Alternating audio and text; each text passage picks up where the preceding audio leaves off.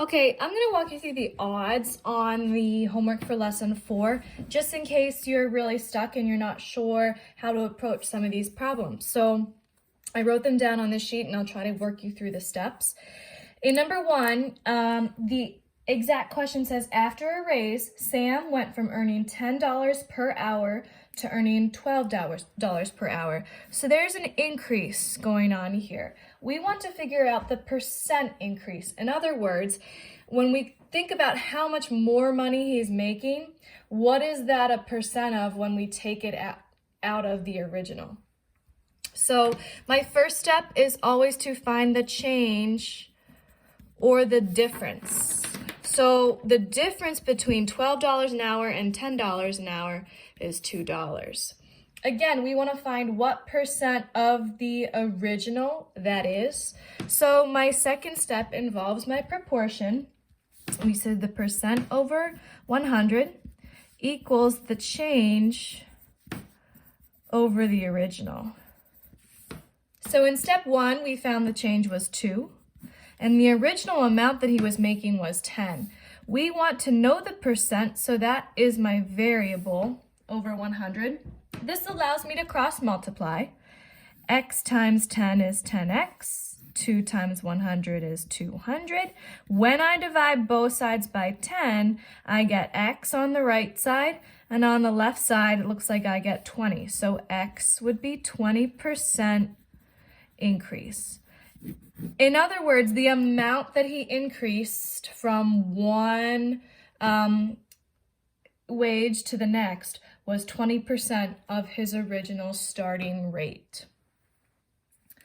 Number 3, the question says, a video on YouTube receives 5,000 views one day and 3,500 views the next day. What was the percent of change? So again, our first step is to find the actual change, the difference between those two values. So that's why I have my little subtraction sign there to remind us.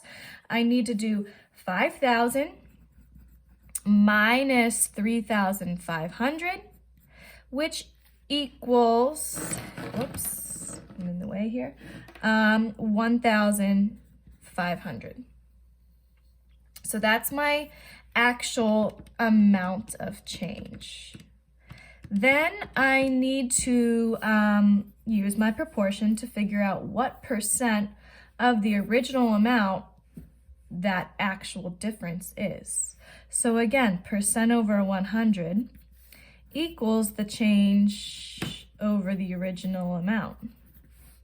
Now I know my change was 1,500 and the original amount that I started at was 5,000. We don't know the percent, which we're trying to find, so that's my variable over 100. When I cross multiply, 1,500 times 100 is, I can use my multiplying with zeros trick. That's going to be 15 with 4 zeros at the end when I multiply. I'm going to do x times 5,000, and I get 5,000x. The only thing to do now is to get x by itself by dividing both sides by 5,000. And I get 30. So that means there was a 30% decrease of the views on this YouTube video. The last one I'm going to show you is number 5. It's dealing with percent error. It's very similar to percent increase and percent decrease, but instead of looking at the decrease or the increase, we're just going to talk about how far off a prediction or a guess was. So the exact question from your homework says, Mrs. Ehrig predicted that the Bills would win 8 games last year. Instead, they won 10. What was the percent error of her guess? So again, our first step is always going to be figure out the change, or really in this case, difference is a better word to use. The difference between what she thought would happen and what actually happened. 10 minus 8 is 2. That's how much she was off by. So in my second step, I'm going to set up my proportion. A percent over 100 is the change over the actual amount. So compared to what actually happened, what's the percent of that reflects how far off she was? So I don't know the percent, that's X. My change was 2, which I found in step 1. The actual amount was 10 actual wins. So I can solve this a number of different ways. Maybe we've been cross multiplying, so maybe we'll just keep doing that. 100 times 2 is 200. X times 10 is 10x. When I try to get x by itself, I divide both sides by 10. So x equals 20. And her guess, or her percent error, was 20%. So give the even ones a shot. If you look at your homework, number 2 corresponds to number 1 because they're both increase.